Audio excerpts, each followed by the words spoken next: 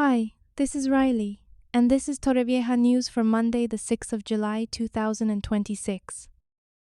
Let's start with a massive transformation coming to our local transport, although not until after the elections, obviously.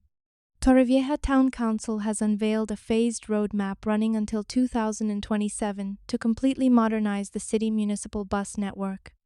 The service is expanding to 12 lines, practically doubling the number of buses to 32 low-emission vehicles, which will cut waiting times in half and better connect our beaches, schools, and hospitals.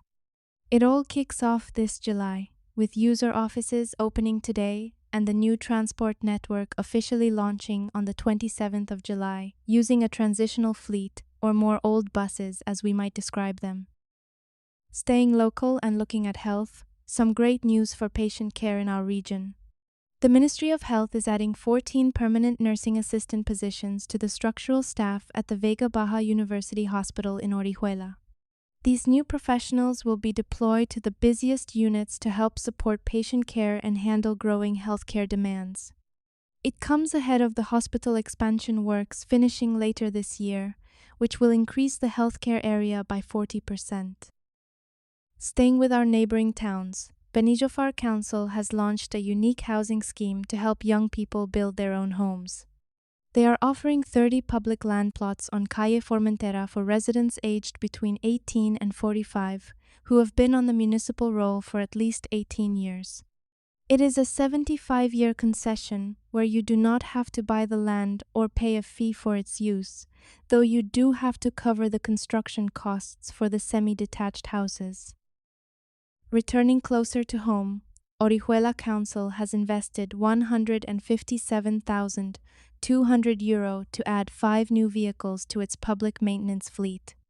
The new light truck and 4 vans are headed straight to the Orihuela Costa to speed up response times for keeping public spaces, green areas, and beaches clean.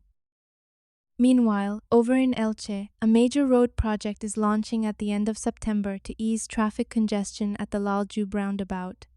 The €806,417 project involves opening a new road from Chile Street to channel traffic away from the busy roundabout, which serves as the main route to the area primary shopping centers.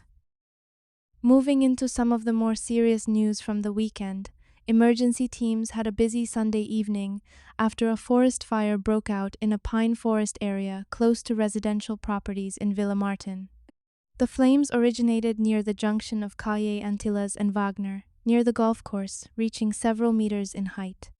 4 teams of forest firefighters and 5 teams from the fire consortium rushed to the scene, and some residents voluntarily evacuated their homes as a precaution.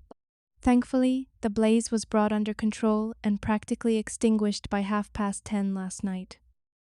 Finally, further up the coast, the local police in Javea are launching a targeted campaign to tackle unbearable noise from motorbikes and mopeds.